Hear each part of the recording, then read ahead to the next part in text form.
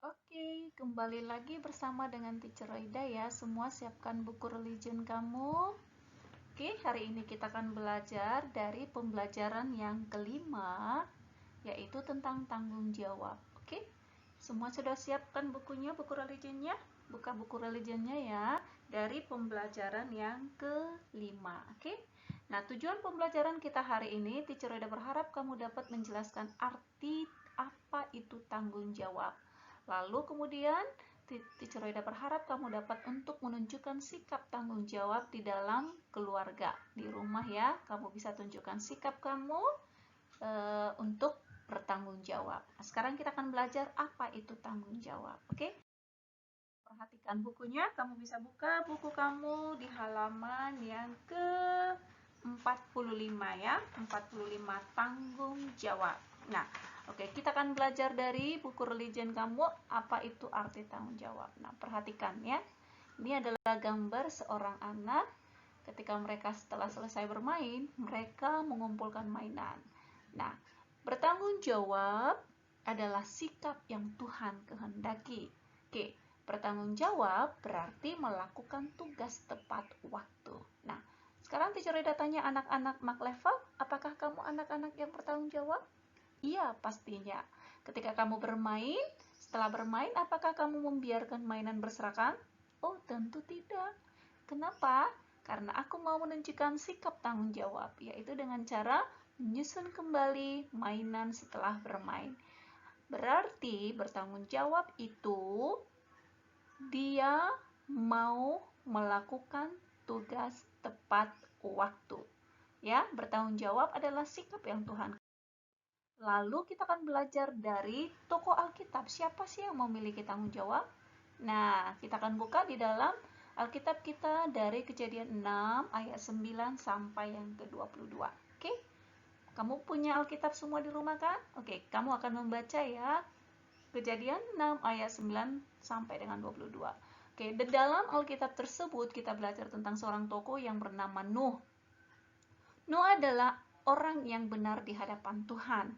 Ya, Nuh itu adalah seorang yang takut akan Tuhan. Nuh memiliki 3 orang anak yang bernama Sem, Ham, dan Yafet. Ya, ada 3 orang anaknya laki-laki.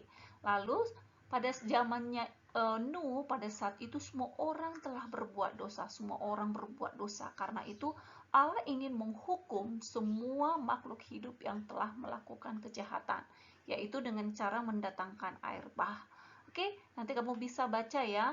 Nah, karena itu, karena Allah mengasihi Nuh, Allah memberikan satu tugas kepada Nuh. Tugas apa yang diberikan Allah kepada Nuh? Yaitu membuat bahtera yang besar. Nah, sebenarnya pada saat itu adalah musim kemarau. Bahtera itu biasanya digunakan kalau misalnya hujan ya.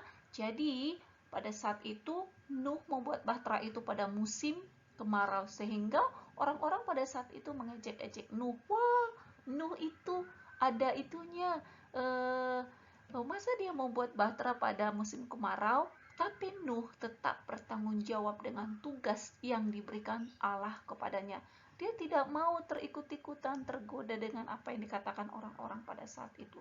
Dia tetap menyelesaikan tugasnya dengan tanggung jawab.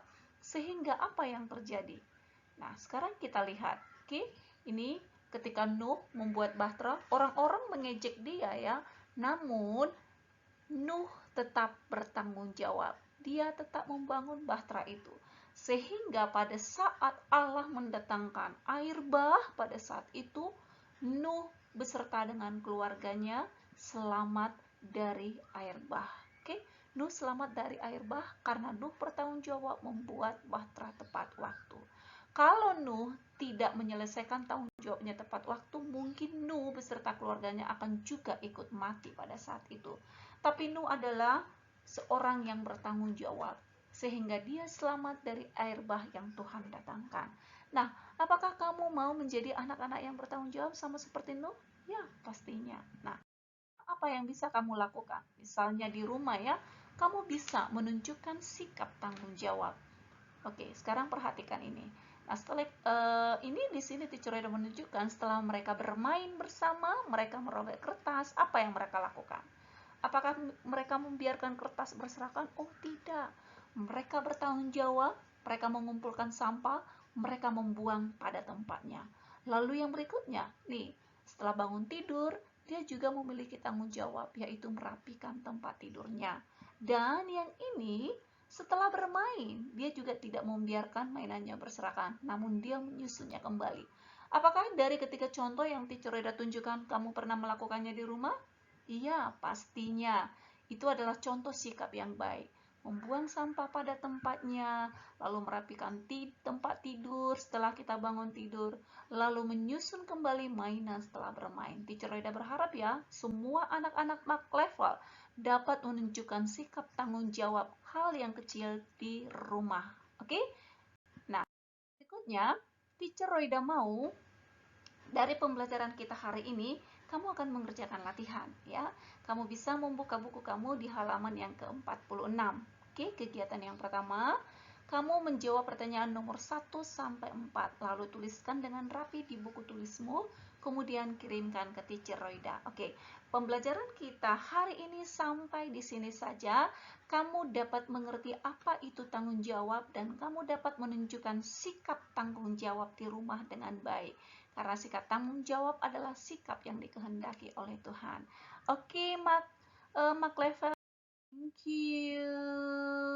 And God bless you.